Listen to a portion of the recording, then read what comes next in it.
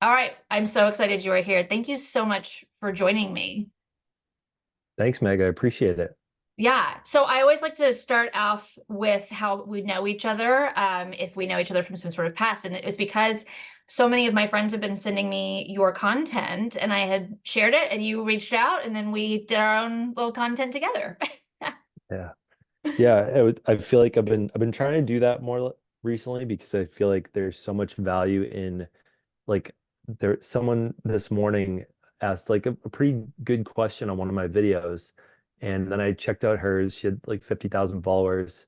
I feel like anyone that has the blue check mark on Instagram like takes themselves seriously. Uh-huh. So I almost always reach out to them if they're asking good questions. And then I looked at her video and I asked a question about mine. She's like, "Oh, I keep getting this question. I should make a video." So I just sent her a video of me asking the question. I said, "Feel free to green screen this and invite Yeah. me as a collaborator." Free content for me, pretty much. Love it. Yeah. I know. Obviously the video that we did very well. So I was like, love it. So I was curious, how did you get into man-child conversations? Um, I think it started with during paternity leave, and I feel like I talk about this on a lot of podcasts, so I'll keep this one a little short. Maybe we'll go in different directions, but during paternity leave, I started making TikToks in the beginning of 2021. Mhm. Paternity leave came, I was bored out of my mind in those hours between 7 p.m. to 3 a.m. when our newborn was sleeping in my lap and I didn't know what to do with myself. So I was making like multiple an hour at that point in time. Yeah. Um, and so at that time I started, I was just sharing the fact that I was on paternity leave and I ended up taking 4 months of it. And Wow. um, and that was the reaction that people had, like, this guy's a little different, interesting. What a Um, luxury in the United States. yeah. Yeah. And I mean, I took actually 3 months and then I manifested the fourth by getting appendicitis. So I was only out for another week, but Oh my gosh. like I was able to help out. Or I was only like Yeah. hurt for about a week, but I was Yeah. able to help the house for another 3 weeks. Yeah. Um, so that was when I started there. And then I realized that our baby was a focal point of it, and I realized how yucky that was. Mhm. And so then 2022, I decided I was like, I can't do this anymore. This isn't right.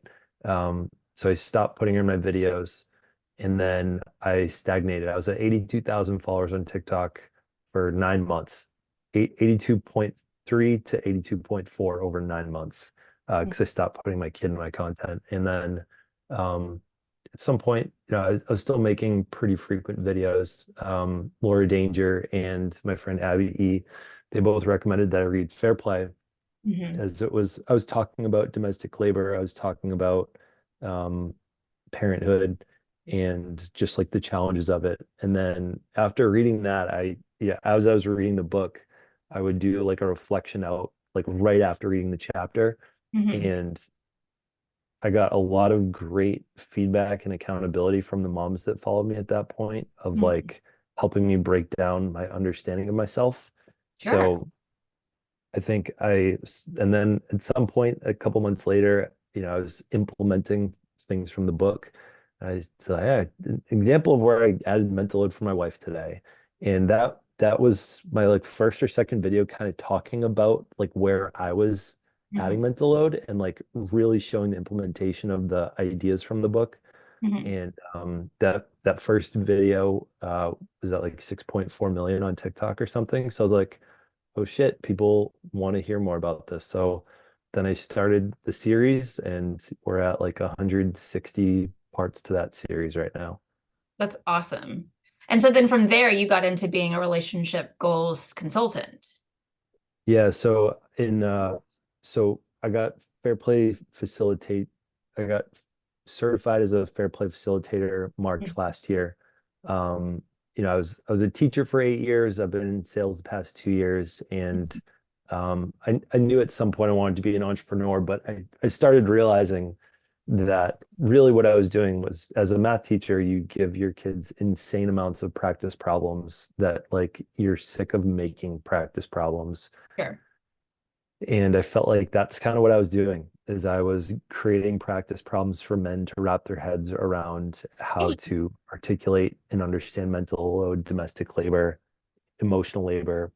And at some point, people just started saying, we need courses from you. We need books. We need stuff. Your videos are great. We need more. Mm. So I started offering just like, I was pretty insecure. I had a $40 one-on-one hour call.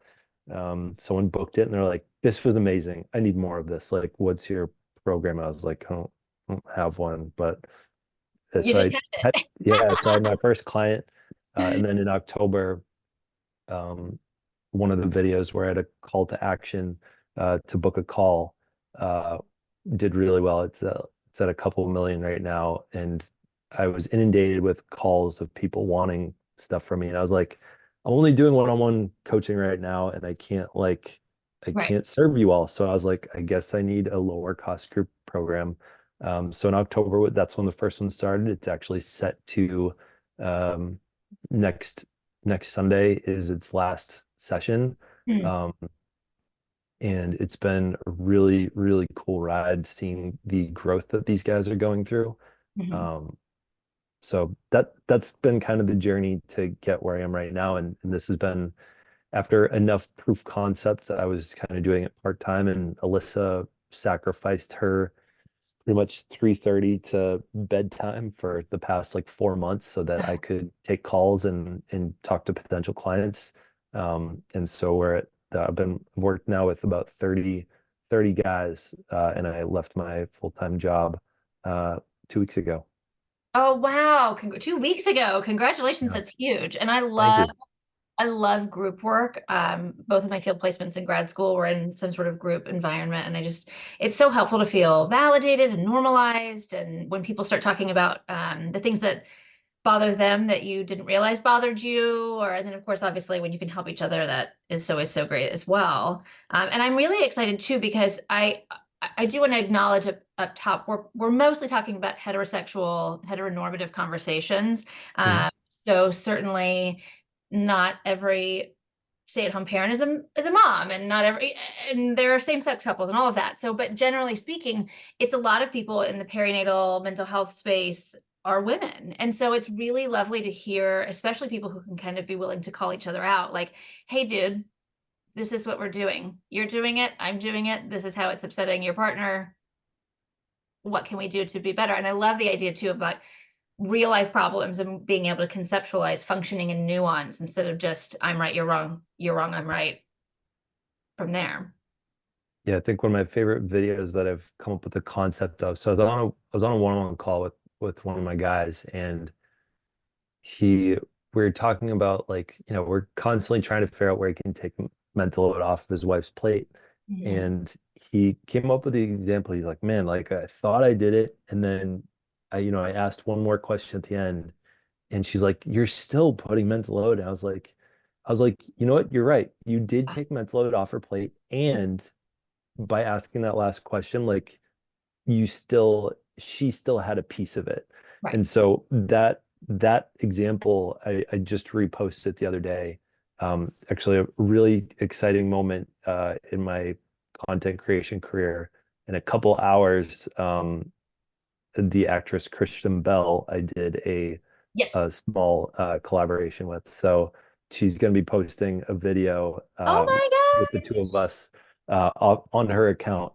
Um, Huge. and so I've been reposting a couple of my favorite ones and the ones that have performed really well. But the Yeah. video that came from that was like the spectrum of mental load you can be adding. So it's the like you're looking in the fridge at the you're I tried to show like that the ketchup was right there. Like, hey honey, where's the ketchup? All right, Yes. so like the lowest level. You're not even trying. Yeah. Then there's the second one. Looking, okay, hey, I don't see the ketchup. Hey, honey, do we have any ketchup? Okay, so they Right. did a little bit of looking. And then there's the next one of like looking around, okay, no ketchup, not calling to their partner and saying, okay, I need to put this on a list somewhere. Uh-huh. Then there's the next level is like, okay, we're doing all that, putting it on the list, and we're recognizing when am I going to go pick it up from the grocery store and what's the best way to communicate to my partner. Then Mhm. the last level that they're also doing like the emotional labor behind it is what's the impact of there not being ketchup in the house? And Mhm. probably a really specific example that I think my brother-in-law, this would have been relevant when he was a kid, is okay, on Saturday we have hot dogs and hamburgers for the kid's birthday party. If there's no ketchup, our kid is gonna flip out because they need ketchup on everything. And so we need to make sure it's on the list by Wednesday, grocery shopping by Thursday. So I need to time block off for myself time on Wednesday. Yes. But I love that you're being, it's really, perhaps it feels tedious to people, but those are the things that the default caregiver are constantly tickering about. Those are the things that are constantly going on. You can have that full conversation with yourself in a split second. And those are all of the things that we are so programmed to have to know. Like, it's not just that we don't have ketchup, it's that the world will end when my 4-year-old's birthday party comes and there is no ketchup. Mhm. And who has to then also deal with that fallout? It's a lot more than that. And so I really love the idea that you're allowing people to take the step-by-step process, because I think people really can be kind of flippant about it. Like, Mhm. it's just ketchup. Who cares? And it's like, have you seen your child when he has a hamburger and doesn't have ketchup, or Mhm. whatever else it might be? And the smallest things can lead to meltdowns, but also to just consistently having to be tickering and thinking about, like, what do I have to do for this? And what do I have to do for this? And what do I have to do for this? And also kind of like being able to access those tabs, those open tabs in our brain. And like, you know that I know where the ketchup is, but that makes me have to stop what I'm doing and focus on you. Or maybe I don't remember where it is, but now I'm gonna have to come over and help you, and all of that as well. When you said the open tabs thing, were you using that specifically because you're referencing the video that talked about that metaphor? Yes. Yeah. Oh, sorry. I should clarify for those who have maybe not seen your video about envisioning, Internet Explorer or Chrome or Firefox or whatever, and you've got the open tabs, and my tab of where the things are in the fridge is open and available, but it's not what tab I'm on right now. And so you asking me about the fridge means I have to get out of whatever tab I was in, making sure that the birthday cake is ready for the party, going on with that example, and then go over to the ketchup refrigerator tab and dig through and find it for you. And that is so much more work on me. Yes, I'm glad that you asked me to clarify that, And because I loved that example. and I think more importantly, so I'm going to push back a tiny bit, is I don't think it's that much effort for you to move over to that tab. However, Hmm. the if we're looking at like the utilitarian like like bigger picture of this, so it's low level effort to access that information for her. Maybe it's like it's a Right. tab, she can access it pretty quick. Sure. He has to open up his laptop, fire up Chrome, look in the so like in real Yes. life what that looks like. He has to go over, look behind a bunch of things in the thing, Yes. look in the calendar, etc. And so he's thinking, oh, this is easy information for her to access. I'll just ask her. That's easy Yes. for both of us. What he's not considering is once she accesses that tab, oh shit, I lost what tab I was on. Is the 15 to 30 Right. minutes that it takes to get back onto the tab that they're Yes. on. And that switching, I know that there've been done significant studies on, I think, let me get this wrong. I think it was like when you task switch like that, it's like 15 to 20 minutes on Certainly. average that it takes you to get back to what you're doing.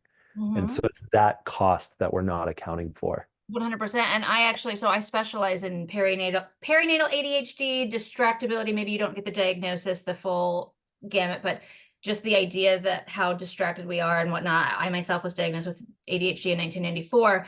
And so that really is a big thing for me personally, and for a lot of the clients that I'm seeing right now. It really is. I was doing something and you've yanked me out of that, and now I'm having some sort of anxiety related to that, or a fluster, at least, maybe not anxiety, but and the importance of that. And it's like, when especially you could have maybe just done it yourself or looked harder or whatever the other thing might have been, depending on the example, if it's not the ketchup in the fridge. Mm.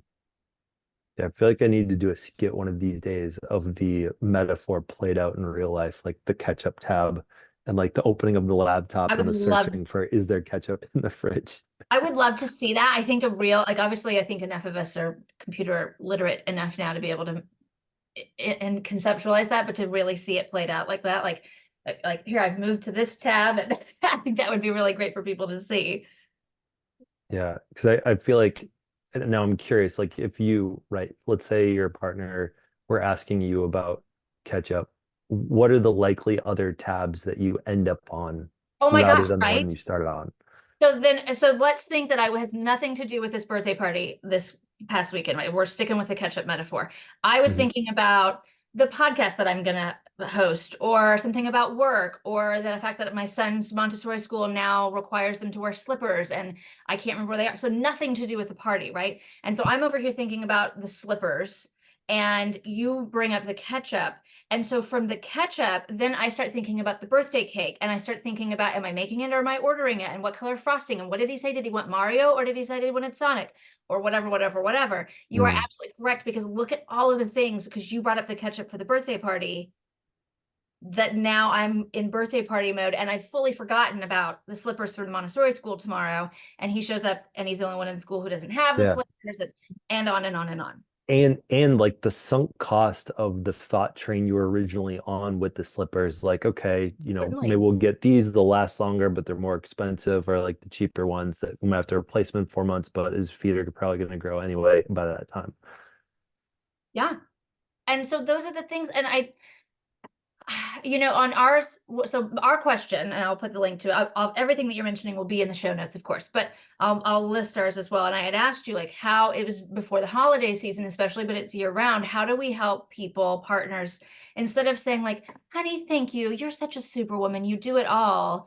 Like, I don't want the praise of being a superwoman. I want you to help me. I want to be doing less. And it's it's really nice to have these conversations and kind of walk through a lot of that, because I think people really don't think about it. You know where the ketchup is. Why are you bothering me? Like, Hmm. just tell me. And then it's like, because you just took me off the slippers and now I forgot it.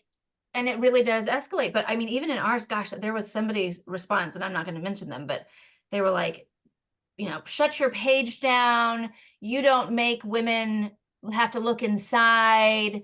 I have to work for, we're talking about maternity leave, and just, it was wild. And I was like, this person really was triggered. And instead of looking inside and thinking maybe how they might be participating in that, it's your fault. And of course, my fault by extension for having brought it up. Mm.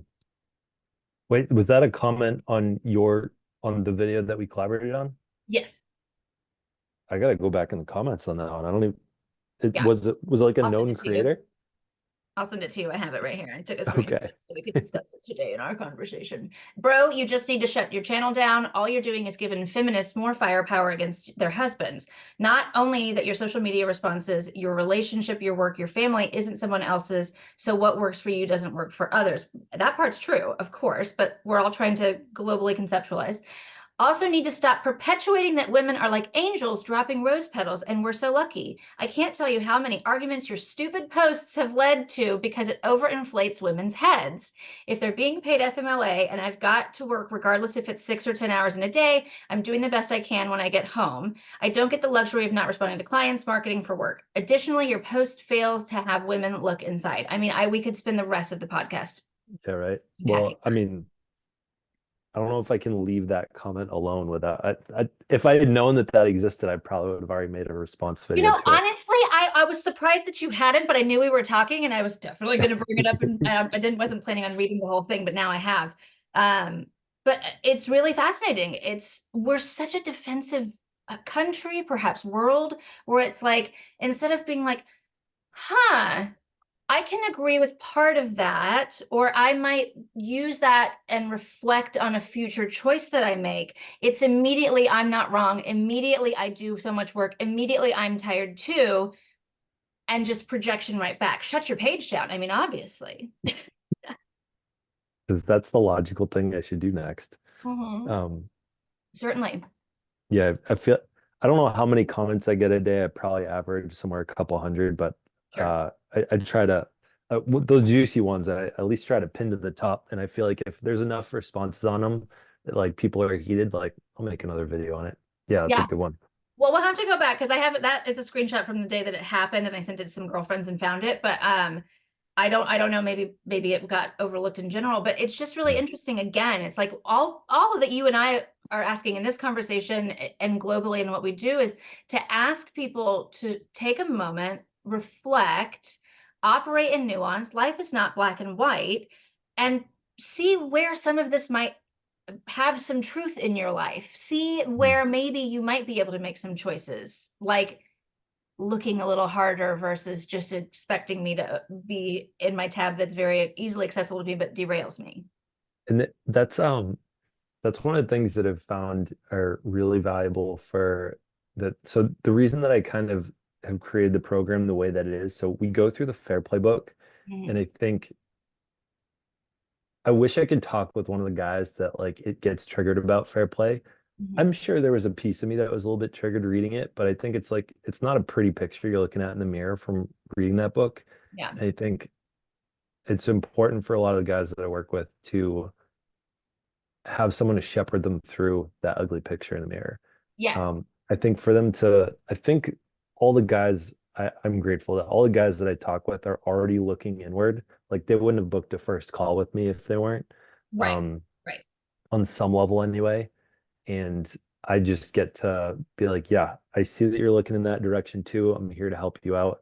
Um, there's so many moments where I think if a guy's reading Fair Play on their own, they're gonna put it down. They're gonna burn it. They're gonna throw it in the trash. Like they're gonna feel attacked by it, Yes. and that immediate defensiveness goes up. And so I think what we're doing a good job of, and I have another Fair Play facilitator with me now, joining me on the calls, Mhm. um, helping kind of have those guys navigate the. Honestly, I feel like I'm talking about working with children. I guess we're man children, and we've all come to identify we're recovering man children, but Hey.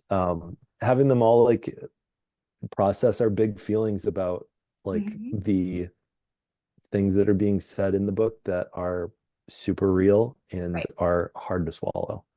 Well, and that's the thing too, is that I love solution focused brief therapy. I'm a solution focused human myself. I love to also sit and hold some space for people as much as I can, but I recognize like what is the goal in your relationship? Isn't the goal to feel that you're both supported, that you're both energized by each other's presence, that you are in having some fun and enjoying? And if all your energy is put towards saying why fair play is wrong, why you are wrong for the comments and your whole page and all of that, like how are we getting closer to the goal of a beautiful and loving interpersonal relationship? And I Mm. love that you're doing this in a group because I very much agree with you. If you're sitting and reading something that's triggering and you're just spiraling inside, then you're likely to just stop and put it down. But when you're able to, first of all, have the accountability of, first of all, I paid for this. Second of all, I've got other people who are expecting me to show up, and I've got Mm. other people who are helping me to feel validated. Like, yes, and yes, I do this,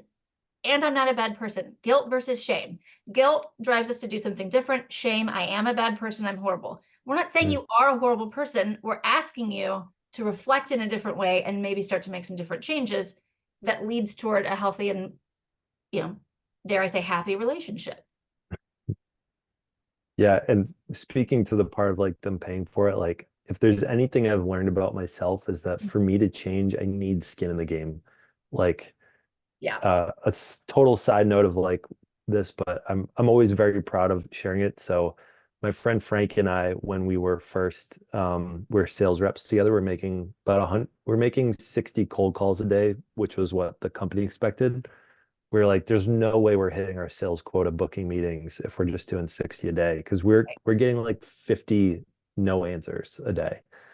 So we said, okay, we decided to like inoculate ourselves, like we're gonna do triple the expectation. We're doing 180 a day. This was August 2022. Um, for every dial we don't do, we owe $1 to each other. Oh, I love And that. we had two other guys that jumped in. I Yeah. ended up having to pay out $200 at the end of the month. However, I beat everyone in the organization by like 3 meetings, which our quota was about 8 meetings. So I think I ended up at 15. The next closest was 12. So like when I have skin in the game, even though I didn't finish, like I probably made 600 more calls than I would have without that incentive. Right. Um, Similarly, the reason I've been posting content so consistently, I make a video a day. The past 2 weeks, I've been doing 3 a day, Mhm. is because I have money on the line. I have $30 on the line for every single post. If not, I owe it to the Imperfect Action Club that I created with him. Oh, I love that. But that's the thing, right? That's why Obviously we could also spend the rest of this conversation talking about how mental health is a luxury in the United States, and how infuriated that makes me. But people ask like why we charge for certain things and why it's not free and whatever. I'm like, first of all, my master's degree costs $75,000. So there's Mm, that, and licensure and continuing education and supervision.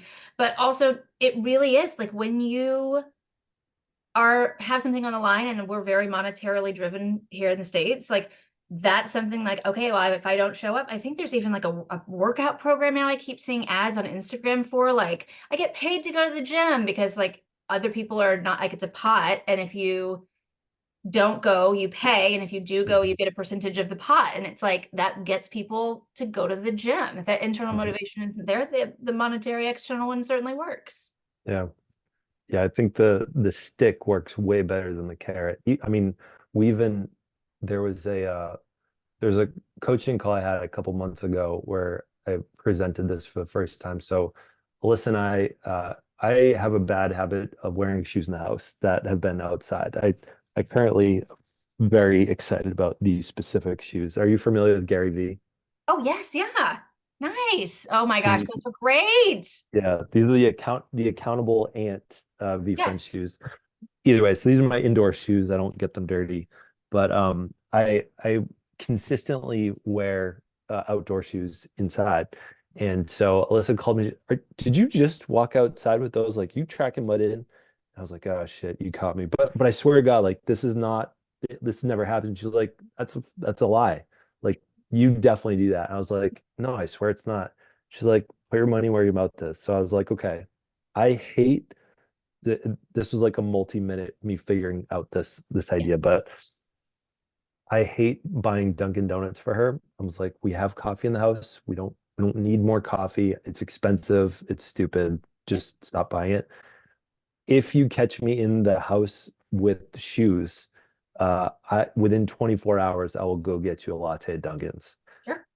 She hasn't, she either hasn't noticed or caught me in the past like 8 months Yeah. since we created that. So another moment of like where I think the stick makes a bigger difference than the carrot, because I Mhm. think so often like when guys, I'll weave this back in towards sort of one of the things that I saw with myself that I'm seeing with a lot of the other guys. Like when Alyssa and I were having tough conversations, we were separated back in 2018.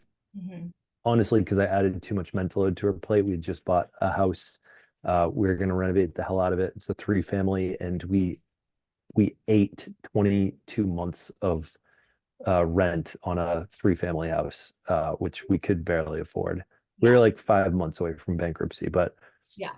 in that time, whenever she would say something, she would like when she wanted me to have a behavior change, she would really crank up the emotion on it. She Mhm. would get a little bit more animated, raise her voice, like tears would probably end up coming out. Looking back on it, like she also acknowledges like it was purposeful. She's like, I needed you to understand those things. And Yeah. I think all the time we're doing that. And yeah, it makes a difference. And what I feel like I hear from a lot of guys, and I'll ask them if they are doing the same thing I did, which is after those conversations, we change for 3 weeks, and then day 23, it's Right. like we're back to the normal, Right. or like we have a, a steady decrease back to the norm we're at. Yeah. um it's one of the solutions that I help keep the guys accountable to in the program is we call them boring meetings, Mhm. which are just they are having weekly conversations with their partner. Usually they start out as like schedules, logistical, hey, get a kid's birthday on Saturday. We haven't bought their gift yet. These are three ideas we got. Like when are we going to do it? Who's accountable for wrapping it and bringing the kid to do it and communicating with the parents? Mhm. Yeah. Those conversations aren't happening enough, one. And so one, having those meetings can be really important. And I think a lot of people that I talk with are like, yeah, like we've always wanted to do that. We just never haven't. And I'm like, great, I keep you accountable to that. Exactly. And a lot of times I think if I'm talking with the women, it's very often that they're like, yeah, like try doing that. He just like never like sits down to talk about it with me. So a Mhm. huge part is like I only work with guys right now, is they are accountable for hosting the meeting, scheduling it, um, like even figuring out 3 times that might work and then letting her choose. But they have a default choice to it. And then they come to those meetings with an agenda. So we never leave one of those sessions without Right. them coming prepared with a couple of action items. My favorite part, and I'm sure you've seen this before, is I always talk about, no, if you want to decrease mental load on your partner, stop asking open-ended questions. So Yes. it's not what, hey, we have this birthday party coming up on Saturday. What should Mhm. we get them? It's you're showing, like back to my math teacher days, it's like show your work. So we have this Yeah. birthday party coming up on Saturday. The kids the same ages are. We really love Paw Patrol. Um, let's get them a Paw Patrol water bottle because we've, we've ended up with multiple of their water bottles over at this house. I'm sure they could probably use another one. They'll love it. That's my option number one. Here's option two and option Yes. three. Yes.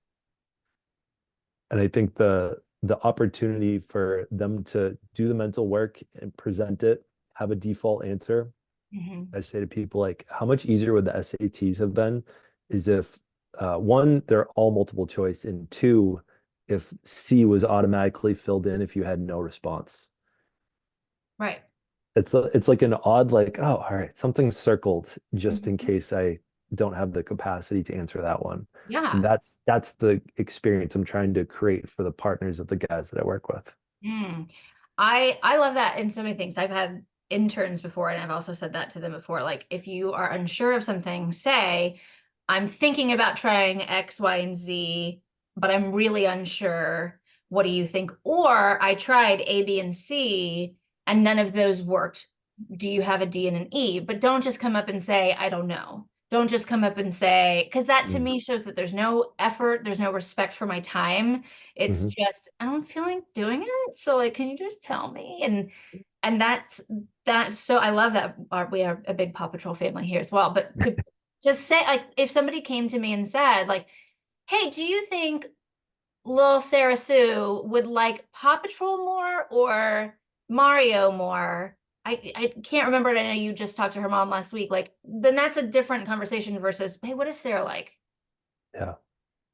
Yeah, Like, similar. Like another one of my metaphors that I've used a lot is like you try to be more of the chat GPT of the world. So like right now, the way that I use it is if I'm sending a follow-up email and I'm like, my brain's dead, like chat GPT, like we had a meeting about X and Y and Z. Can you write out like an email talking about it? And then I'll look to see what it has, and then I just make it sound more like me. Um, yes, and that open page, that like blank canvas is more of the issue than the sending of the email. And like once we can have that blank page dealt with, it's way easier to complete the assignment, sort of. yes. So you're given a skeleton for, in this case, in the email, and then you can just make the tweaks that make it sound more like you or make the most sense to this situation versus having to start from a blank page. And yeah, Mhm. I do love ChatGPT for that as well. It's so nice to just be like, oh, I would never say the world is a beautiful tapestry of whatever, but I can take the spirit of it and make it sound like me. And yeah, so I love that idea of like, can you be more chat GPT? Can you present me a skeleton or the bones, the structure of a conversation? And then I can help guide the process. Yeah, and similar, I think when I was a math teacher and I was grading exams, like if they were getting the multiple choice question wrong, like let's say they said Paw Patrol or Mario, and like Yes, no, those aren't even on the options list, right? right, Let's say they hate cartoons. Um, if I see a kid that answers the multiple choice question wrong, but I see that they did some work on the side, like right, let's say it's a 5 point question, like I'm much more willing to at least throw them a bone, like throw them a point or two for showing the work and trying, right. because I knew that they were putting the effort. They didn't just mail it in circle C and just get it wrong with no context. So I think similar in our conversations with our partners, especially where if men are trying to take it off of their partners, again, heteronormative, um, I think that if we're showing up, showing a little bit of work, we're much more likely to get the benefit of the doubt when when they're saying, oh, you always put like all the choices on me. Mhm. Right. Absolutely. Absolutely. It's just, I talk about this a lot with clients and also with friends of like, I don't want somebody to check things off my list. I want a partner who is helping me create the list. And it feels like the list often falls to the default caregiver, which Mm. in my case is a woman, in a lot of people's cases, a woman.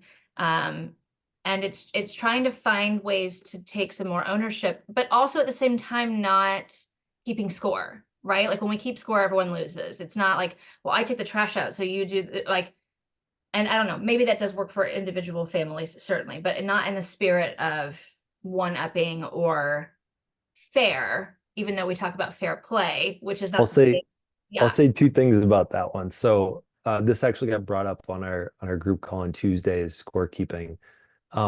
So I had created a distinction between scorekeeping and stat keeping.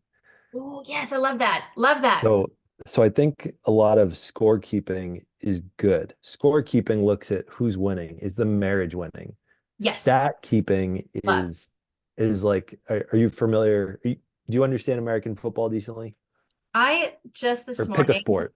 no. The answer is yes, but if you will Okay. indulge me for 30 seconds, I gave one of my clients who does not care about football at all the most insane Dan Quinn leaving the Cowboys to go to the Seattle Seahawks and not having Kyle Shanahan as an offensive coordinator metaphor for US always got to be achieving the next thing ism. And she rolled with it and she got it, but you just made me laugh so hard because I was like, that was a terrible example used for a person who doesn't care about football. But it just made sense to me. So anyway, apologies for the absolute tangent, but I just laughed. So Sure. I do understand football. Go ahead. So we'll use pop culture. The Chiefs are pretty well known. So Pat Mahomes is the quarterback, Travis Kelce or tight end. When they pass the ball to each other, they have passing yards and touchdowns. Right. When we're stat keeping, when we're saying, well, I put out the trash and well, I did the dishes, you're saying, well, we put up 17 yards of passing in the third quarter. Mhm. Okay, well, is 17 yards of passing in the third quarter from two different players rather than all the receivers? Is that a decent representation of how the game is going? Because maybe in the fourth quarter they put up four touchdowns and 300 yards. So Mhm. what does it matter that in the third quarter there was only 17 yards? Mhm. So I think that scorekeeping is healthy, and that's the check-in meeting is like, how's the Yes. score? How are we looking? How vulnerable Yes. are we able to have these conversations? Stat keeping is Yes. like, we, there's too much fantasy football going on out there, not Yes. enough paying attention to who's winning the Super Bowl. I thank you so much for that because I do reference like when we keep score, everyone loses, but differentiating stat and scorekeeping or whatever, we can maybe come up with something not less much related to football for those people who are listening right now. Like, I don't care who's Patrick Mahomes. I live in Kansas City, so of course I know who Patrick Mahomes and Travis Kelce are. But yeah, it's really such a differentiation. I really appreciate that because yeah, right. It's like at the end of the day, are we winning? What is our goal? Winning the Super Bowl? Are we getting there? Versus nitpicking, well, I did this, so I don't have to do, or like, uh, you know, giving off tasks because, well, I'm up here and you aren't up here yet. So even though I have the bandwidth to do that, I'm ahead in the stats. So yeah, yeah, I Yeah. really love that a lot. Yeah, and I'll triple down on that metaphor a tiny bit. So Tyreek Hill, right, was one of the top receivers in Kansas City. Right. He separated, from the relationship, and he wanted to go to a team that was probably going to pay him more and throw him the ball more. Mhm. He was stat keeping. He wanted his stats up. He didn't care Literally. about winning championships. Yeah. And so, I mean, he got his stats up, but is he, they're not, they've already been knocked out of the playoffs. Right. So that if we're looking at where we can be, if the guy's saying, well, yeah, I can do more chores, I can do more X, more Y, more Z, he's probably looking more like Tyreek Hill, where he's trying to perform, and sometimes he's not going to get the ball. Sometimes he needs to block. Sometimes he needs to do the mental load instead of, Yeah. receiving the catch. Yes. No, I really love that. And kind of going along, but it's a little bit of a pivot, but I really do want to talk about this because you talk about stay-at-home parents, and there was one that I like went really deep into the comments on. And Is it people, the duet with Renee? yes, yeah. Yeah, yeah, yeah. And so this is the thing that I have a conversation with a lot of stay-at-home parents about. And I couldn't care what you have between your legs. It's usually a mom, but it doesn't matter. Whoever's the stay-at-home parent, is that there is a lot of times this expectation of like you are always on because your job is the child. And your job is, admittedly, that is your, if you need to put something on a piece of paper, that is your job. So, but I talk about like the 8 to 5 and the 5 to 8, and like from 8 to 5, when you go off and do your sales calls, or my husband sells wine, God bless. So, like, right when you're doing that, if I'm a stay-at-home parent, then yeah, while you're at the office from 8 to 5, this is my job. That doesn't mean that you are fully absolved of having any responsibility, but fair enough. But then when you come home from 5 to 8, it shouldn't be what I have to be in charge of what the kids have. I have to give them the bath. I have to read to them. I have to put them down while you're downstairs watching football. And I think people really struggle with that, to conceptualize, like, not everyone, but I think a lot of people really do. And I have parents, stay-at-home parents, who get so burnt out because they're just like, I never have a moment. And it can be really helpful for the non-stay-at-home parent to be like, okay, yeah, from my job time, whatever time you work, I sell wine, but then when I come home, we're a partnership and we're a team. And Mhm. it's sometimes my job to make dinner for the kid, or it's sometimes my job to do bath, or whatever that looks like. Yeah. Yeah, I think furthermore, like I think if for a lot of those like situations, if you can say, well, let's reverse it. Like uh how do you feel about me work, or the stay-at-home mom says, okay, like I'm gonna go to work, and so now we're both working, and okay, how do we want to deal with things now? Hmm. I'm an equal financial provider. Like Hmm. how does this change things? Yeah. And I think that's a good I think that trips up a lot of guys that haven't thought that far into it in that scenario, Mhm. that can't see past the financial contribution is the only thing that they offer. Right. I think I'd like to think it's a dying concept, is that's what men are accountable for. Right. I know I'm working on that one video at a time. Yes, Um, of course. But it yeah. is, and it's systemic, based in the fact that, like, you look at older houses that only have one car because the family only needed one car because the mom stayed home and the dad went to work. And Mhm. that literally, like, is physically represented in US architecture, even that is how the family was structured, and in other Oh, ways wow. certainly as well. And like, fine, I understand that that's where they came from, and perhaps that's how you were raised because your mom was raised by a mom who did that, and so on and so forth. And I have all the mad respect for stay-at-home parents. If that is your calling, great. What I'm encouraging you to do is to advocate for yourself and say, also, I do need help. Again, coming back to the conversation is how you and I met. I'm not Superwoman. I'm not a robot. Mm, Touch out is a real thing. Overexhausted is a real thing. Decision fatigue is a real thing. And it would be really great if, even though I know you also had a busy day at work, what did you think I was doing all day? yeah. How do we find a way? And I love that. Like, conceptualize, even if your partner has never wanted to do anything but stay at home with their children, great, but conceptualize. What if your partner did go to work? What might that look like? I love that that's an exercise that you all contemplate. Yeah. Yeah. And I think I Paige Turner, I'm a really big fan of the videos that she's been putting out. Um, are you familiar with Paige? Hey, say more. The name sounds You've familiar, but probably also, seen her before. I stitch her like at least twice a week.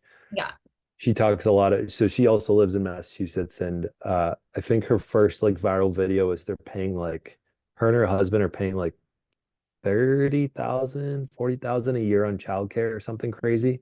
yeah, Which, in Massachusetts, everything's expensive over here. We probably get paid better, but it's also expensive. sure. And a really cool like mathematic representation that I saw was she she saw that like for her career trajectory that she wanted to continue. I think they have 3 or 4 kids. Mhm. Um, that for her to be able to continue on that career trajectory and not lose out on a ton of wages from a 3 or 4 year gap in her career, Mhm. um, like it might not actually make financial sense right now for her to be at work. So let's say for round numbers, let's say they're paying $30,000 for childcare Right. and let's say she pulls in $25,000. Let's say they're Oh, losing yeah, five for her going to work.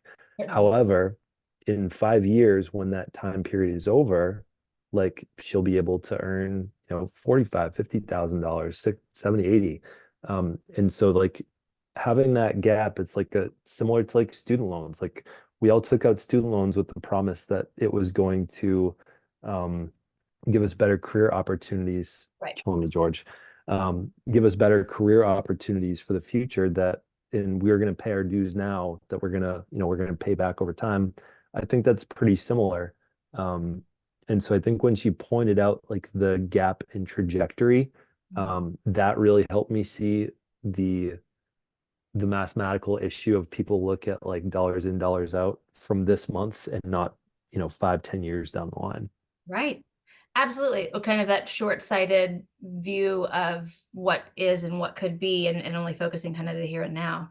That's Mhm. funny. When you said Paige Turner, I was like, there's a drag queen in New York called Paige Turner. I don't think that's who he's referencing. So, but I'll have to check her out. Yeah. And I definitely have seen her in the stitches, and it's really helpful to see that kind of perspective and think about all of those, I don't know, all of those things as we try to help each other through. I mean, parenthood is just, it's hard. It's tough. Children have, they start to gain in vocabulary, but they're not rapidly accessing their emotional intelligence as much. And so things become more difficult as they go on. And of course, I have a 2 and a 4-year-old. So I hear it's delightful when they get to be teenagers, and the whole new kettle of fish. And so the more that it can get really toxic when the person who is, how do I want to say this?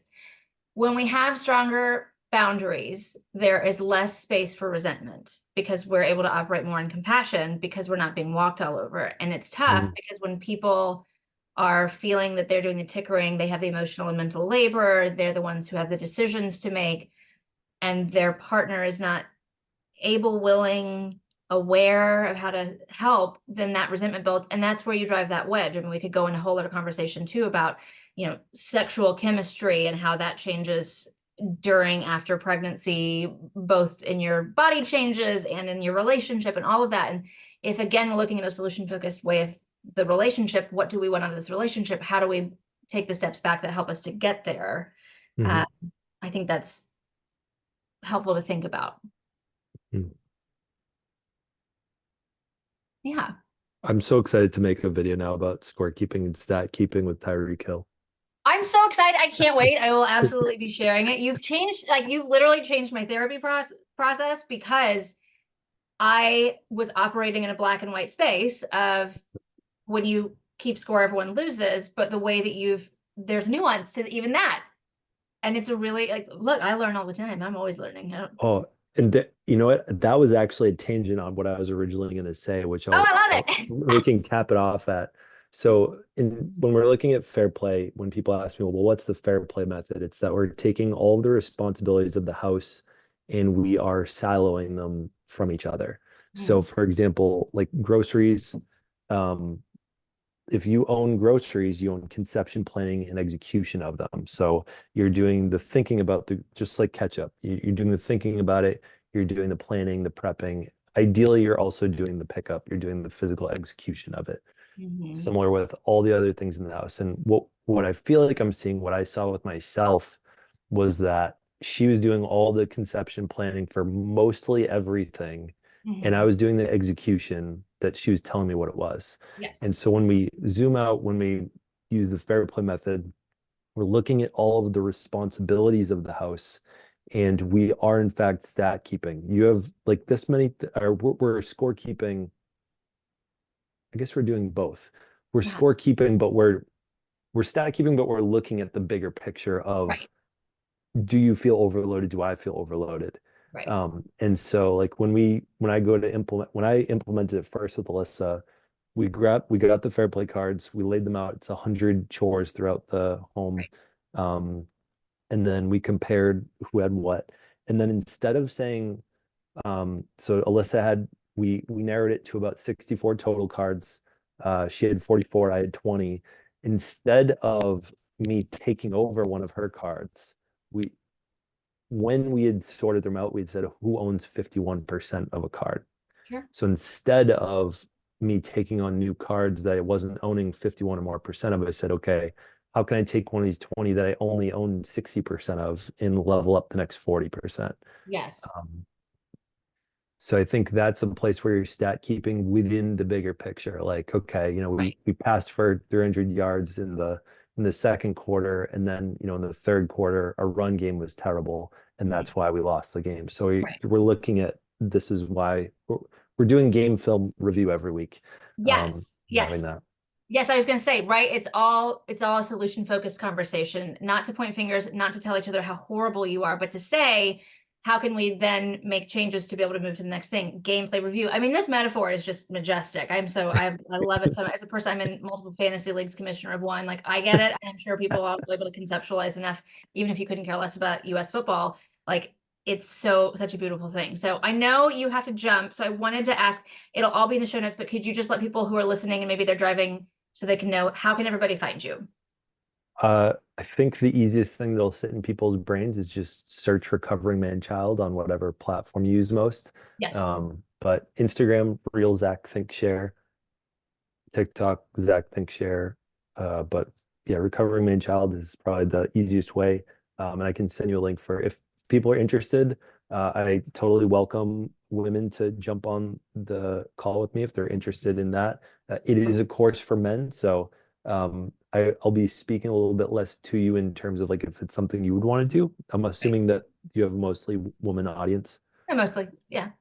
But yeah, I totally recommend people check that out at a minimum to get more information about how it might have an impact. The coolest thing that's happened recently, week 6 of the program for the guys started in December.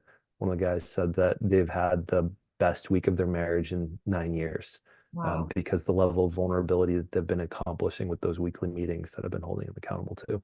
Yes. And vulnerability again comes back to, I don't think it's necessarily the opposite of defensiveness, but like it is definitely, if you're able to function in a space where you can feel vulnerable and say like, maybe this is how I can make some changes versus defensive, shut down, move on. And then of course we Yeah. get there. So thank you so much for your time. I really appreciate it. Thanks everyone who is listening. Be curious, not judgmental, and we'll see you next time.